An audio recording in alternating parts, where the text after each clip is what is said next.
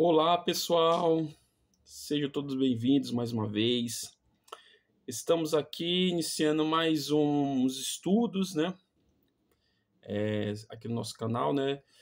Sobre espaços não formais de educação, né? Ou também educação não formal, tá? Essa aula de hoje visa contribuir para alunos de pedagogia, principalmente aqueles que estão iniciando, e também professores, educadores que pretendem iniciar processos e profissionais de trabalho dentro desses espaços, né? E pesquisadores também, né? Então a gente, como atua já há mais de 15 anos dentro desses espaços, a partir desenvolvendo, na verdade, a linguagem e a expressão da dança break, que faz parte da cultura hip hop, né?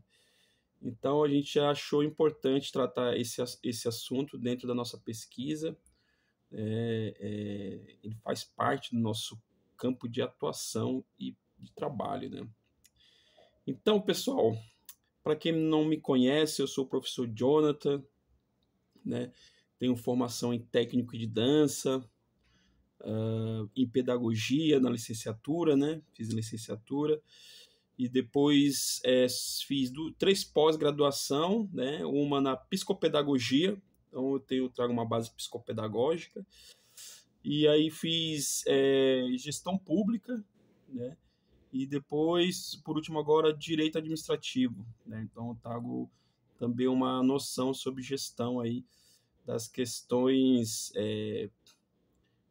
públicas, de equipamentos públicos e gestão da educação pública em espaços de ensino não formais, né? Então, primeiro que a gente pode começar buscando entender o que é educação, né? A educação, ela se desenvolve em vários lugares, em várias esferas do poder público, né? E também fora dela, né? Então, a educação é o que nos constitui enquanto seres humanos, né? Então, nós temos aí a educação formal, né? Que ela é entendida aqui no Brasil como essa educação que a gente tem dentro da escola, dentro dos cursos técnicos, né? Dentro das universidades, principalmente. Então, isso aí a gente chama de educação formal, que é vinculada ao MEC, ao Ministério da Educação, a pasta da educação, né? Formal porque ela tem um conjunto de legislação que vai tratar especificamente da educação como direito e um dever do Estado, né? Então nós estamos falando de um processo institucional que veio se dando desde do processo de colonização desse país. Então, quando a igreja chega, ela já chega já com essa ideia de educação formal, que vem lá da Europa. E aqui já tinha educação, né? Então, que tipo de educação que se dava aqui? A educação não formal, né? Informal e não formal, ou muitas das vezes informal, né? Educação dos povos da terra, né? E aí, para diferenciar, né, as outras possibilidades de educação que a gente estuda dentro da pedagogia, nós temos a educação informal, né, que é essa que a gente aprende em casa, espontaneamente com nossos pais, com nossos amigos, né? São os conhecimentos populares, né, que a gente adquire com os mestres e mestras. Então, isso a gente podemos classificar como conhecimento, como educação, né, que é o aprendizado de conhecimentos e habilidades, né? Podemos classificar isso como educação informal, né? Você aprende ao longo da sua vida, né? E no meio disso, ou junto, disso, né, nós temos também a educação não formal, né? que é classificada como um tipo de educação que não se desenvolve na formal, que é ministrada pelas pastas da Secretaria da Cultura, mas que podem ser organizada por outros tipos de instituição. Então nós estamos aí diante de uma educação que também é institucional, né? A educação não formal, né? Ambas são institucionalizadas, né? Porém, existe uma distinção, né?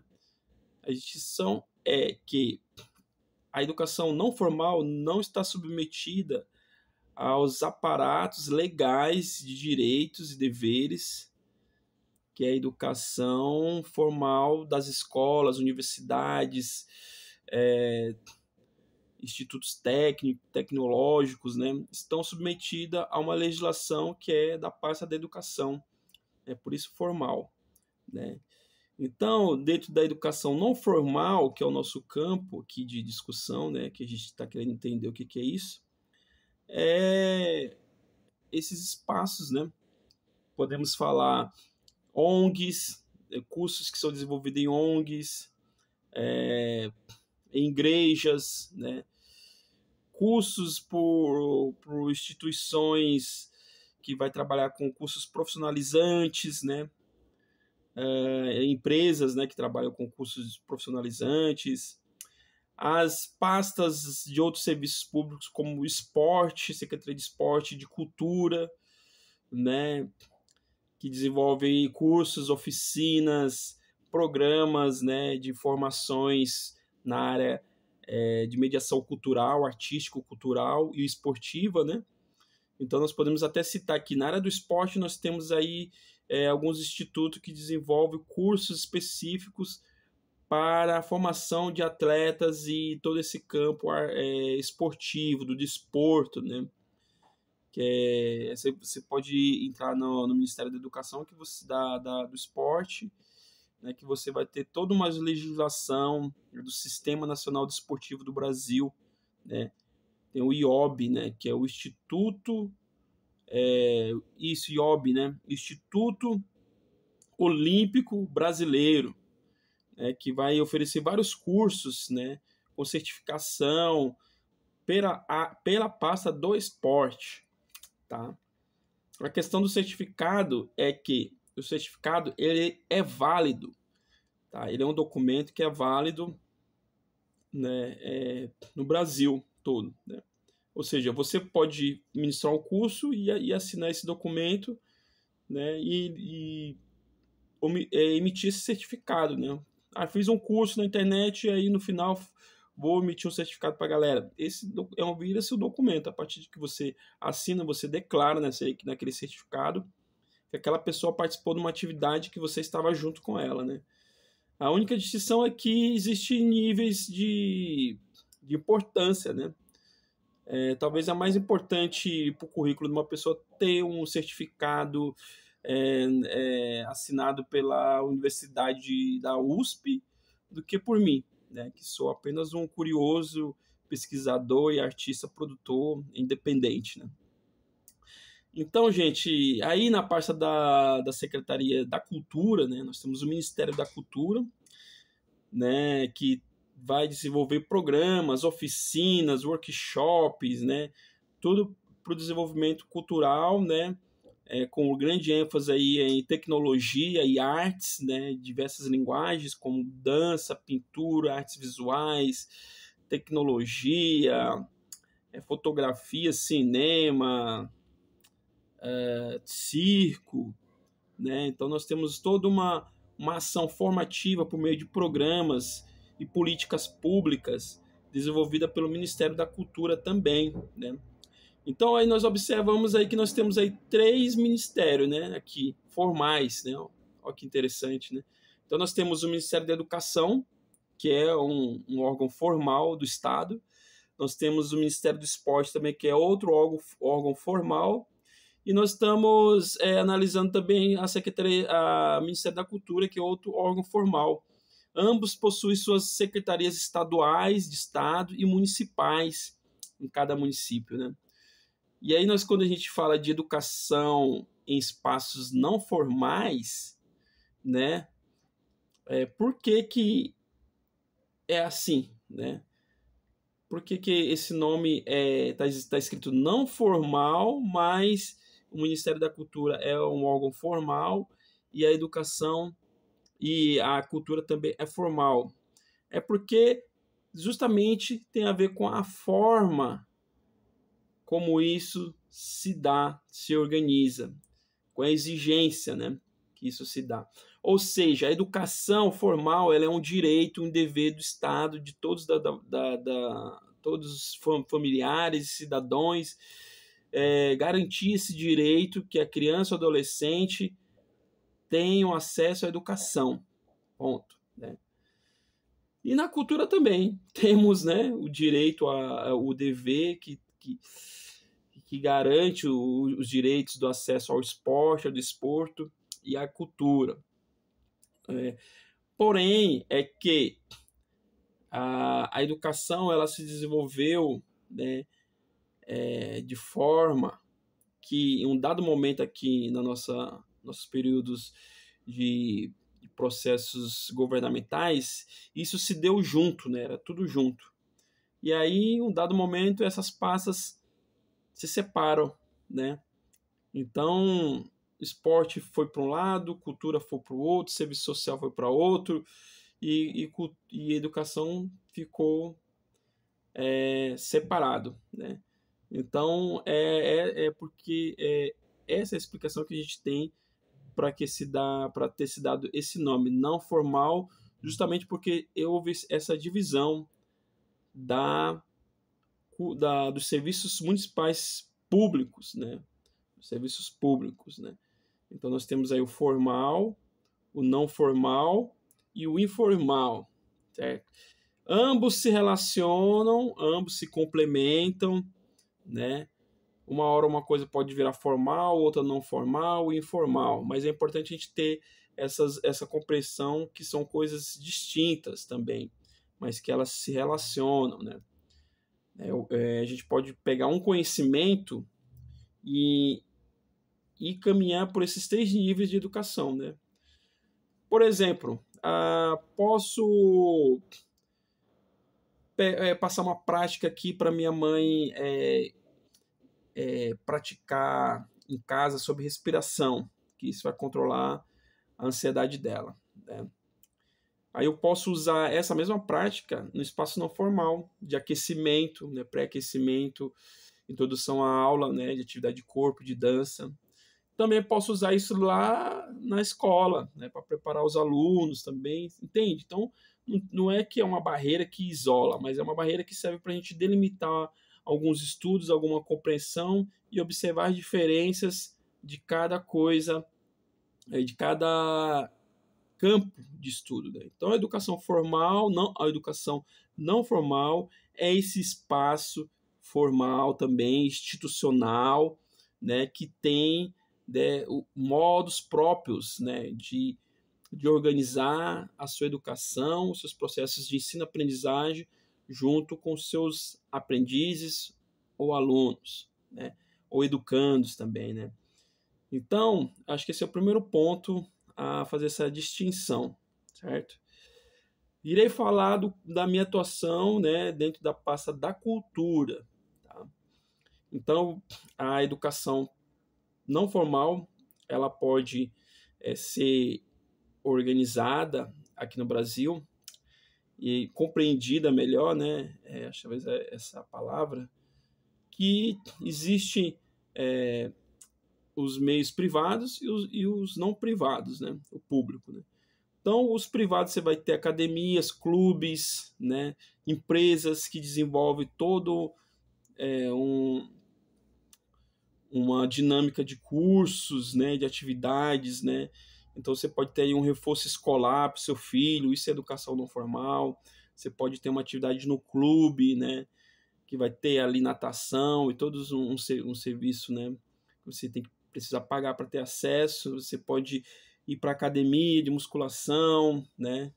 Então nós temos aí esse campo que atua também no meio privado. Agora aqui do campo enquanto um serviço público, né?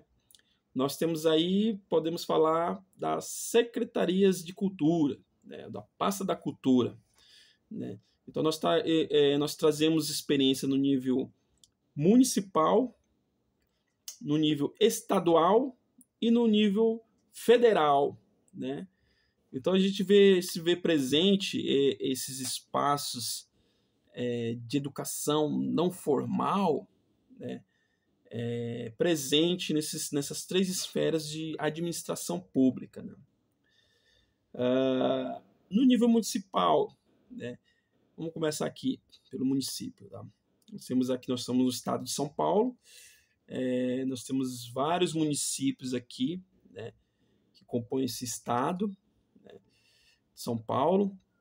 Nós temos a capital São Paulo, né? Então, na capital São Paulo, nós temos a Secretaria de Cultura, Economia Criativa da capital de São Paulo, né?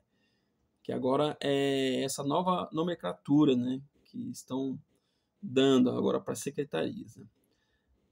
Aí temos aqui, eu trago uma experiência enquanto servidor público concursado no cargo instrutor de dança de rua na Secretaria Municipal de Cultura de Poá, né? Então, a gente observa ali em Poá, né, que é um fator, tem um fator ali muito interessante e talvez inovador dentro do serviço público, né?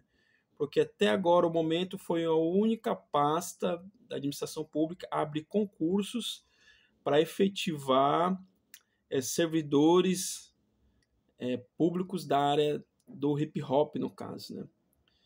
E da dança, tá?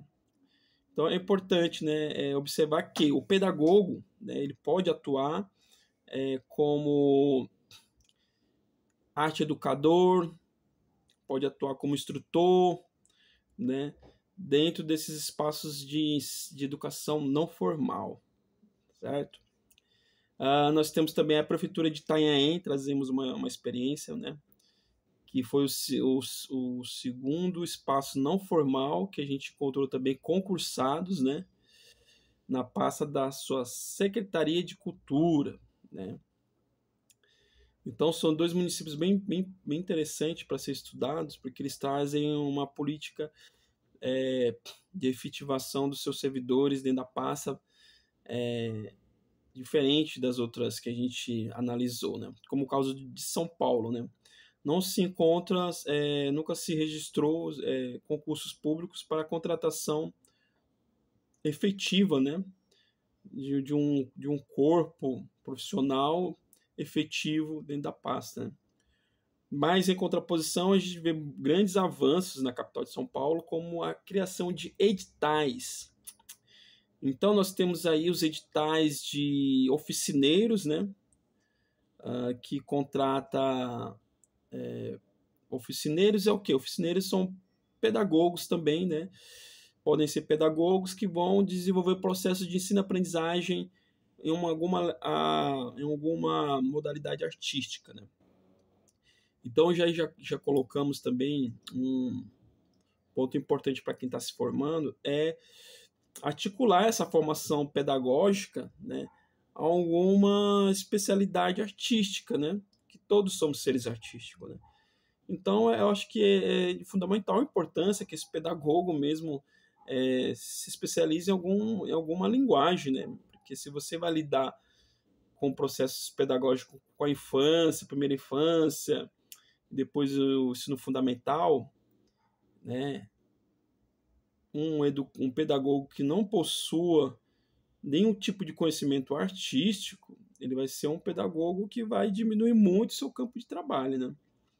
Então já fica aí a dica, né, de você já se preparar aí também para uma habilidade técnica artística, né?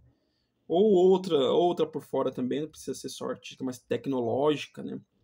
Para você ampliar o seu campo de trabalho, né?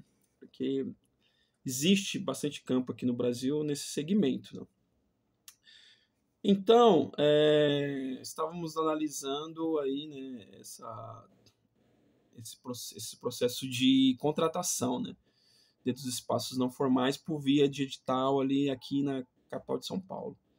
Então, eles trazem bastantes, diversos editais, né, que vai favorecer várias linguagens, né? Eu acho que isso foi um avanço muito importante, né? Como o território hip hop, né, que vai contratar profissionais específicos da linguagem do hip hop.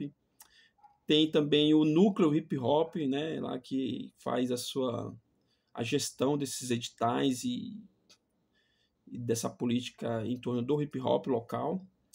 Então, observa-se que São Paulo, ao mesmo tempo que tem os seus avanços, né, mas também tem algumas coisas que precisam ser avançadas no campo da contratação de servidores públicos concursados. Né? Esse é um ponto, né, da nossa reflexão aqui.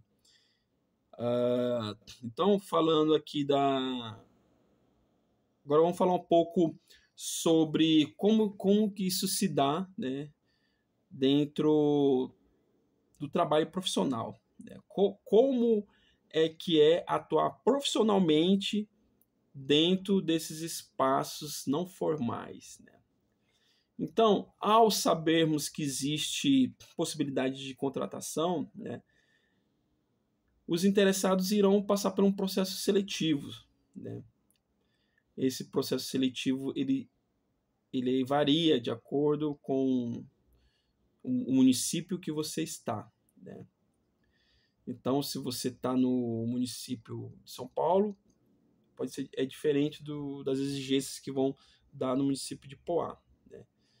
Então, essas exigências, né, é a porta de entrada para assumir o cargo e entender, né, quais são os requisitos, né, e qual que é o perfil desse profissional que eles estão exigindo. Né?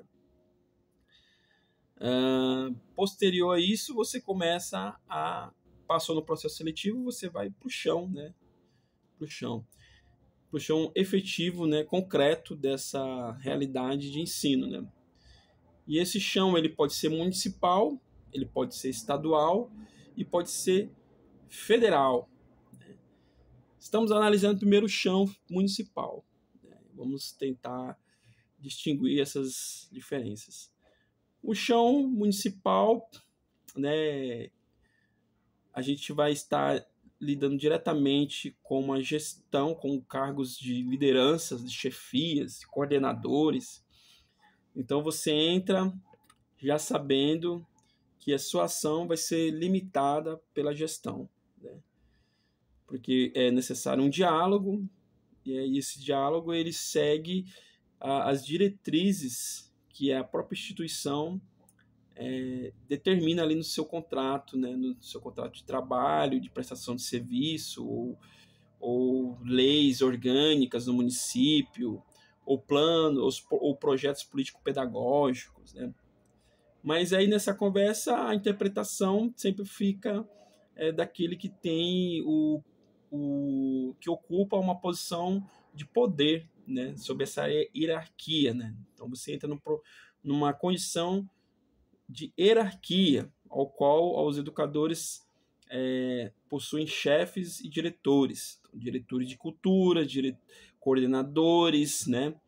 Essa relação com coordenadores, com os diretores, com os secretários, com os prefeitos, né?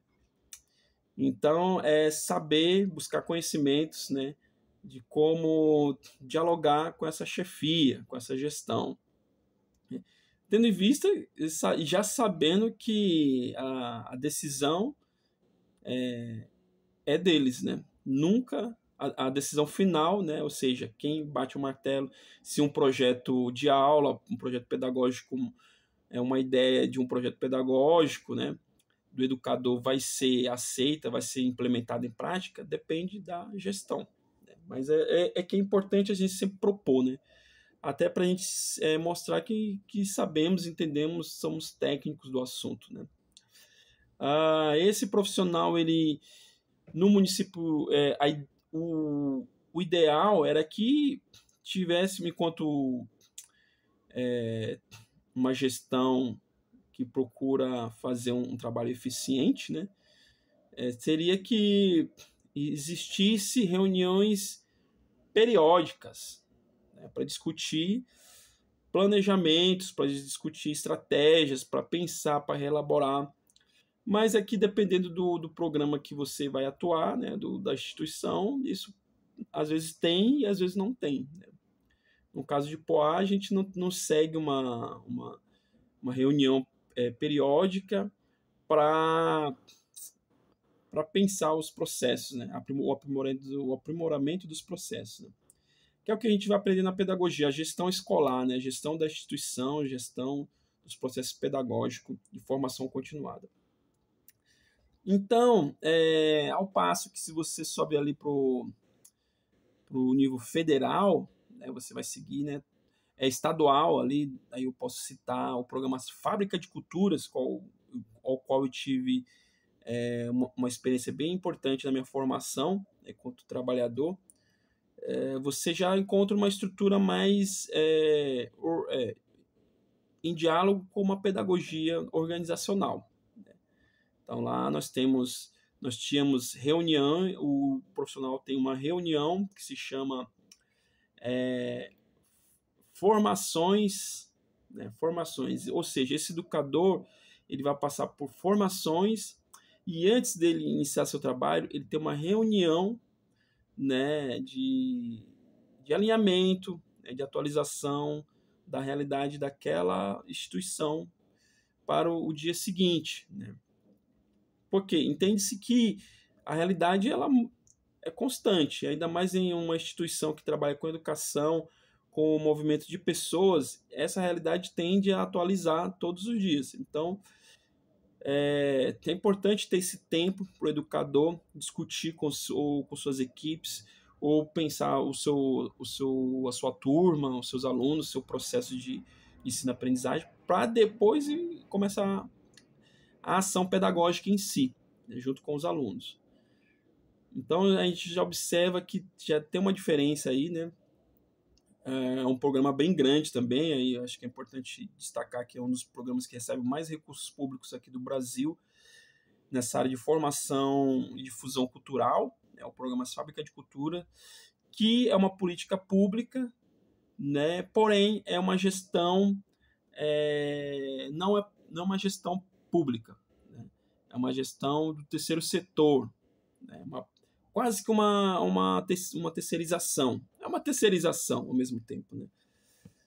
Onde o Estado contrata-se uma empresa especializada em serviços públicos para fazer a gestão daquilo que deveria ser para os servidores públicos concursados, né, igual uma escola, né, onde você tem os seus diretores e seu corpo docente concursado. O Estado faz ao contrário aqui em São Paulo. Contrata-se uma gestão, né, uma empresa, e essa empresa, logicamente, já tem a ver com o envolvimento político e partidário, e assim segue-se, né, a lógica, né, da gestão. Mas é importante destacar esse programa porque ele traz muitos avanços nessa concepção pedagógica, né, de processos pedagógicos, né? E lá se entende-se como arte educador, né? Se a referência é essa, a referência profissional essa é arte educador. E aí você tem esses encontros de formações continuadas, né? Uma vez ao mês o educador ele se ausenta, quer dizer, ele ganha, né, para estudar, para fazer um curso junto com o coletivo, ou traz-se um profissional expertise, com mestrado ou doutorado de alguma universidade ou não, para destacar um tema que é de importância da formação pedagógica, artístico-pedagógica daquele grupo de trabalhador. Então esse ponto é fantástico, né? O programa ele é fantástico. Aí tem-se as saídas, pesquisas exploratórias, os alunos fazem essas pesquisas, né, em outros espaços, e ele se chama saída pedagógicas, né, que seria essa pesquisa de campo, onde o educador sai com seus alunos para pesquisar algo que tem a ver com seus estudos dentro da sala de aula na sala de aula, dentro da matéria que eles estão estudando. E é muito importante isso. Ao passo que na Prefeitura Municipal de Ibipoá, a gente não tem essa ideia de programa, né? O que se tem é só a criação dos cargos, né? Com seus respectivos salários e nomenclaturas, porém até o momento não foi identificada nenhuma documentação oficial que regularize, né, ou que formalize um programa de formação, né, artística dentro da pasta da cultura, né? O que se tem é uma sessão de dança, porém não tem um projeto político-pedagógico, institucional, para que o educador se desenvolva junto ao serviço público, né? Não se vê portarias, né? Não se vê decretos, né? Para que exista de fato, né? Um programa organizado e sério com o desenvolvimento da formação, né, ou do ensino e do processo de ensino-aprendizagem dentro desses espaços formais, né, dentro desse espaço formal. Então, acho que é um ponto que precisa melhorar bastante aí, em termos de legislação e de programas, né, de entendimento de processo pedagógico, né. Cada um dos educadores faz seu projeto independente, né? Não existe um projeto de interseção, de união ou de conversas entre esses educadores. E no final do ano existe um evento, né? Que é onde cada professor leva os seus alunos para apresentar. Aí existe algumas reuniões para pensar como será esse final, né? Ou seja, a reunião é mais ali no final do ano, onde vai se fechar os processos, né? No nível, agora vamos para o nível governamental. O que vocês acham no nível federal? No nível federal, eu trago uma pesquisa de chão, uma experiência de chão do Centro Unificado ou Centro de Arte e Esporte Unificado, tá? Que é um programa vinculado ao Ministério da Cultura, tá? De aceleramento, né? PAC, né? Então, nós temos uma política bem interessante, né? Ela possui toda uma legislação, uma documentação de um projeto político-pedagógico bem bacana, né? Muito bem organizado. Uma estrutura fantástica que eu acho bem interessante, é uma praça de skate, né? Você tem uma quadra de futebol, e ali você tem uma biblioteca, você tem uma sala para desenvolvimento e apresentação artística, que é nesse formato do conceito da caixa preta. Você tem algumas salas ali também para desenvolver alguns ateliês, algumas reuniões, bem com a estrutura completa, né? E o mais interessante que eu gostei dessa gestão é que ele pode ser gerido com a criação de um grupo comunitário do bairro, dos vizinhos, da localidade, para fazer a gestão e pensar a gestão desse espaço. Olha que legal, que avanço! Fantástico, achei fantástico isso. E a experiência que eu tive nesse espaço, né? Eu comecei, né? Eu fiquei muito empolgado quando me convidaram para dar aula lá nesse espaço. E a primeira experiência foi interessante, né? Porque me apresentaram o espaço. E o bairro que era situado era um bairro chamado Oásis, um bairro extremamente com muitas crianças em situação em vulnerabilidade social, um bairro pobre da periferia, né, do município. Então me senti um pouco decepcionado com a forma como o espaço me pareceu largado, né? não foi um espaço onde a gente observou que tenha uma gestão presente, embora tinha um coordenador lá, mas coitado, né? Dentro das possibilidades dele. O espaço já foi assaltado, algumas vezes foi arrombada a porta lá e levaram alguns equipamentos, algumas depedrações também observamos, então é um espaço onde acho que falta muito a presença do próprio poder público dentro do próprio espaço público, né? Mas que é um espaço fantástico, que se talvez o poder público tivesse mais presente na conservação, na gestão desse espaço, acho que é um espaço que pode ser muito bem aproveitado pela própria comunidade, né?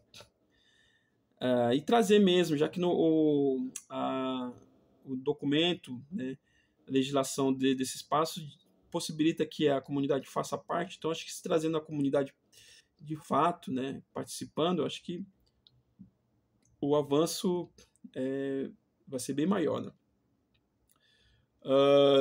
E as minhas experiências foram com as crianças, né, que ficam largadas nas ruas, e aí eu puxava as crianças para dentro lá, convidando, né, lógico, convidando para participar da aula. Alguns conseguiu fazer inscrição, outros não, outros entravam, saíam.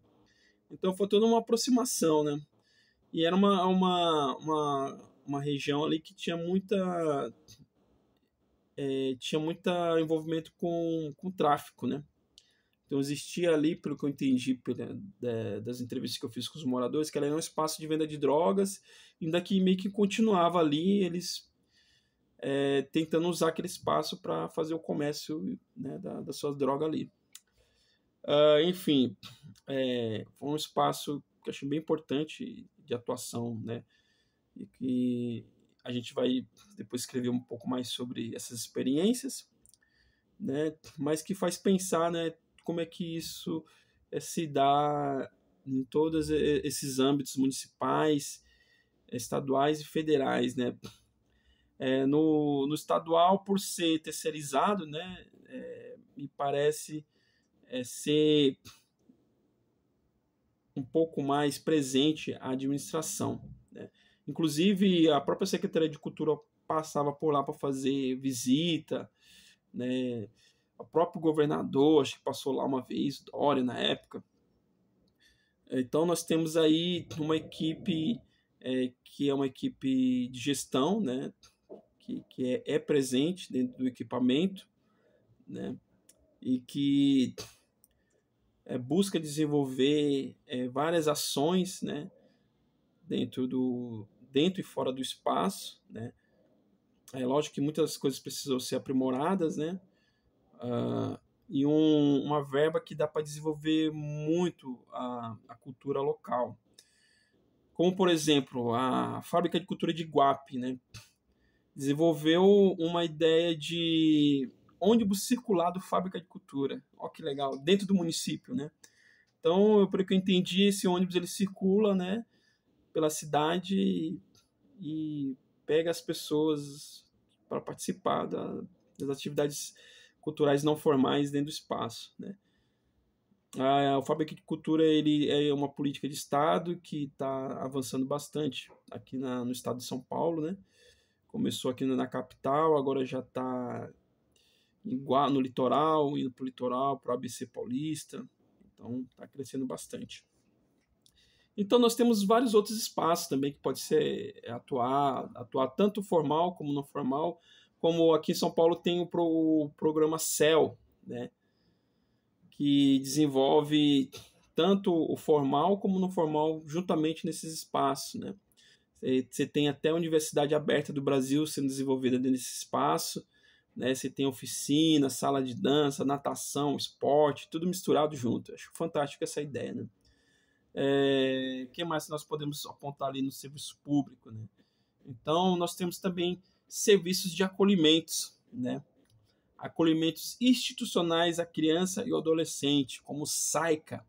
Então, o pedagogo, ele pode atuar também dentro desses espaços, né? Que vai trabalhar com essas crianças que estão em situação de violência ou que estão abandonadas na rua, onde o Estado tem o dever de interferir e aí se faz necessário um pedagogo ali presente, né? Nós também temos experiências também dentro do aldeias infantis, que é esse espaço também onde a criança fica por mais tempo ali dentro desse espaço, né? É um espaço também que é desenvolvido por uma organização, não é pública, mas é internacional, né? Uma organização internacional que faz esse trabalho, né? Que é bem importante. A educação não formal também se dá dentro de instituições, né, que podemos falar de cárcere, né?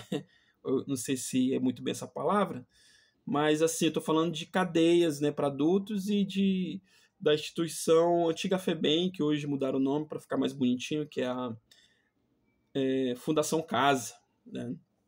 Então a educação não formal também se dá dentro desses espaços, né, por meio de cursos, e a formal também, né?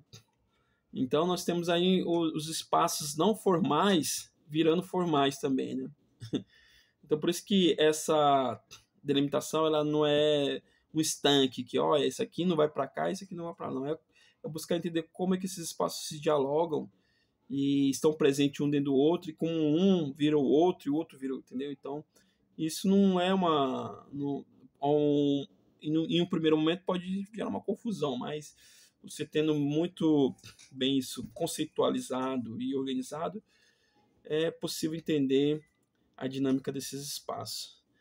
A relação de professor e alunos dentro desses espaços. É lógico que a primeira impressão que o aprendiz vê, nossa, é a impressão de um professor formal, né? E muitos professores, acredito eu, que acabam seguindo meio que essa linha, né? Outros não, já buscam uma desconstrução porque entende que ali não é um espaço formal e vamos seguir para um outro método. Então, essa relação entre o professor e o aluno, seja na formal ou não informal, ela precisa ser uma relação, primeiro, baseada no respeito e na ética profissional, né? Não devendo confundir a amizade com profissionalismo, tá? Que muitas das vezes isso acaba atrapalhando, né, a relação profissional que o educador está ali enquanto um trabalhador e um funcionário, né? Mas que isso também não vai atrapalhar as relações humanas que a gente constrói, lógico. A gente saber ver e compreender os cuidados e os riscos, né, dessa relação. E os limites, né, até onde eu posso ir nessa relação, né, e até onde eu não posso ir. A partir, né, porque nós somos uns sujeitos jurídicos, históricos, com deveres a cumprir, e seguimos uma legislação, né, mesmo que não esteja dentro da educação formal, mas pode ser aplicado também ao formal, né, por meio, né, de analogias, etc. Enfim, o que a gente está buscando pensar aqui? Essa relação, né? Essa relação, ela tem que ser uma relação de confiança, certo? O professor estabelece uma relação de poder com o aprendiz, né? Então é ele que detém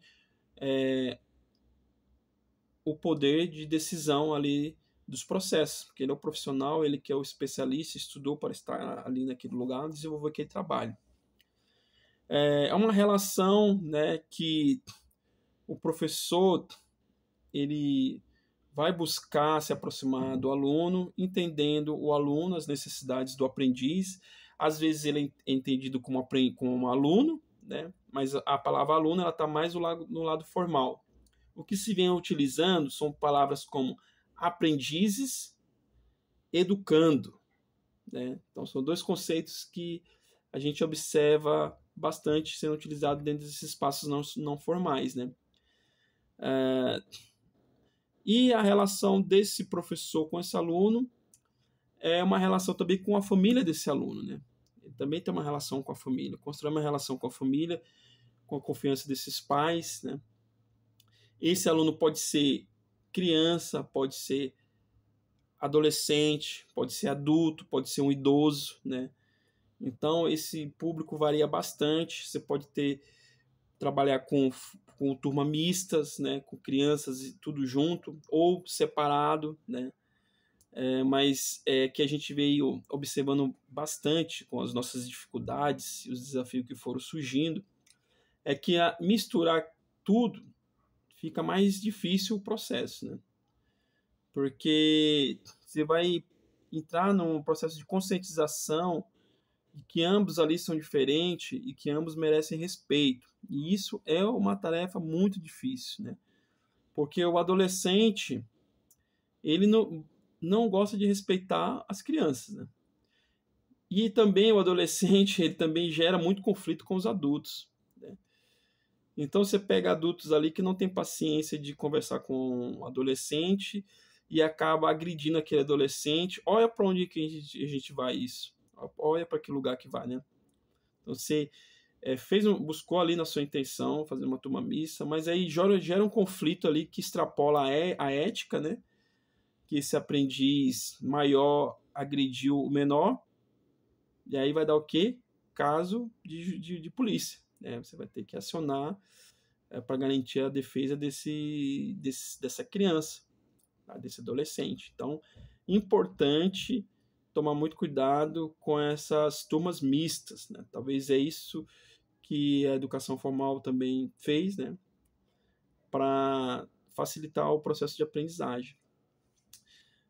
Mas ele também tem todo um estudo científico, né, de autores e teóricos, pensadores da educação, que vai entender isso com mais calma, mas aí é um outro assunto, né, não dá tempo de pensar sobre esse ponto, né.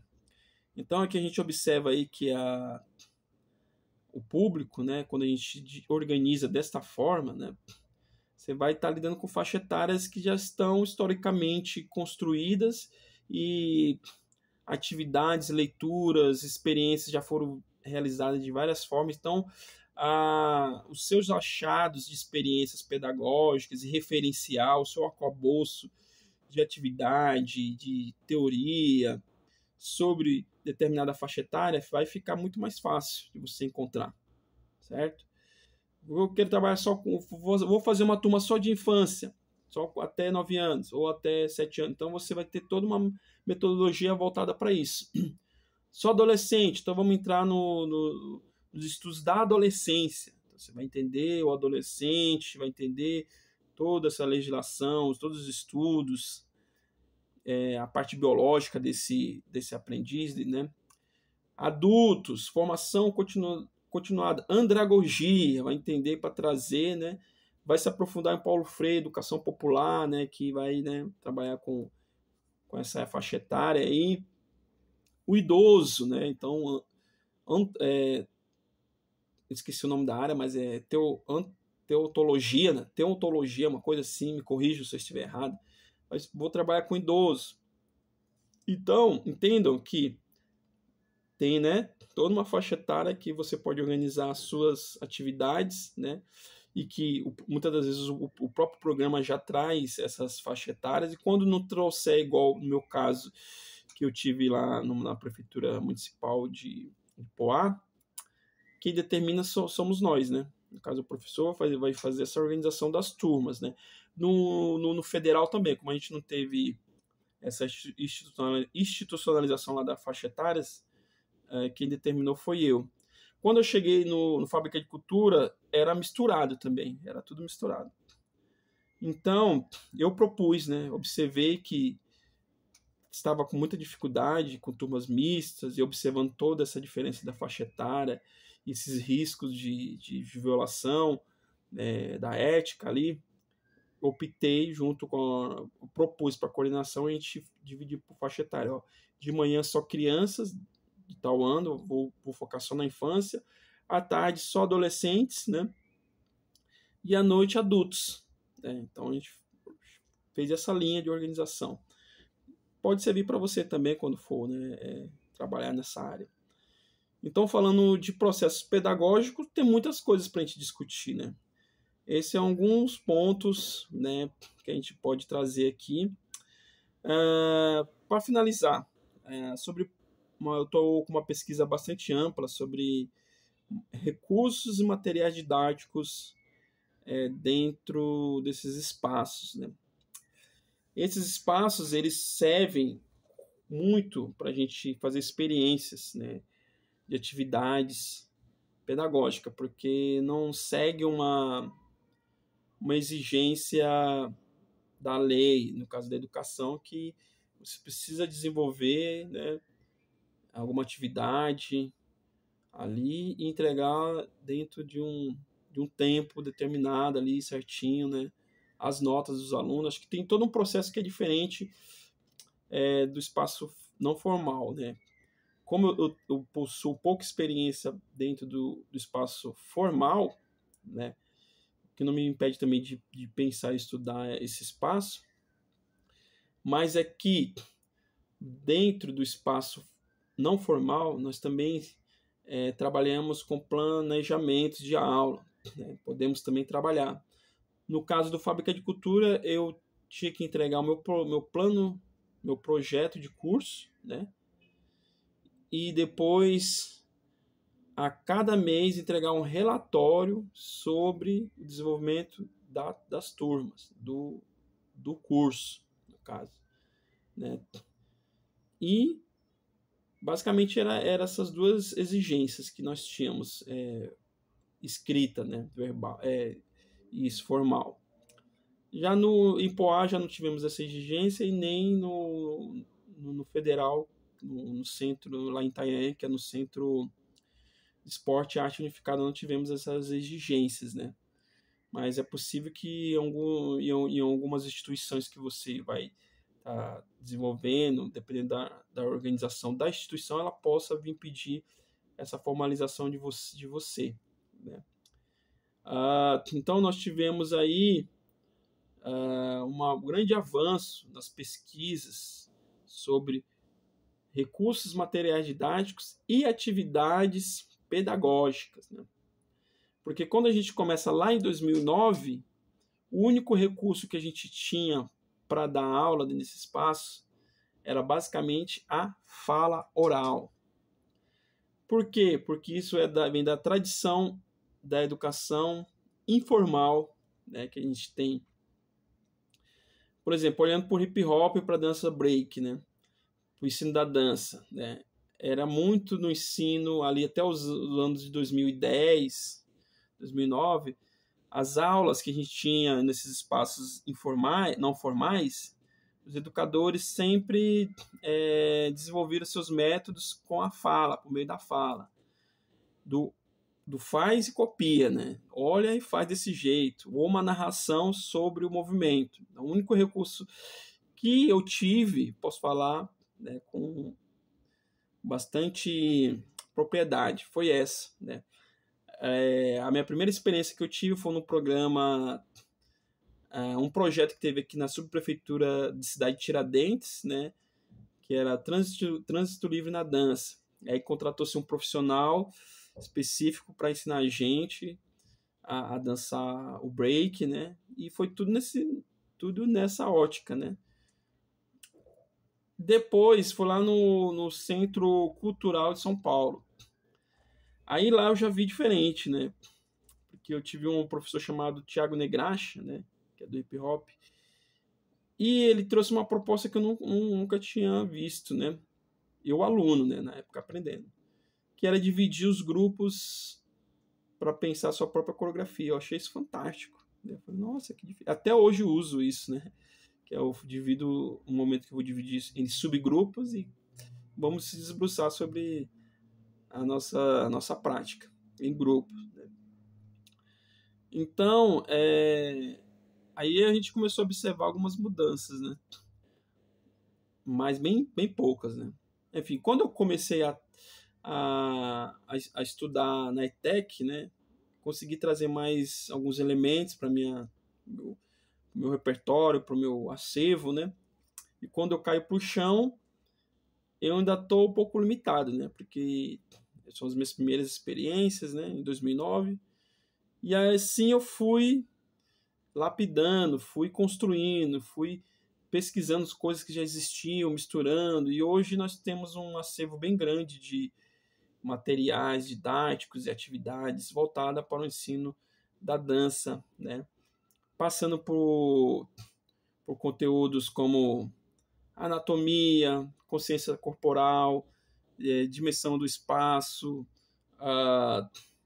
processos de criação coreográfica, história do hip hop, né? História da cultura, processos institucionais de culturas, né? Conselho de cultura, políticas públicas,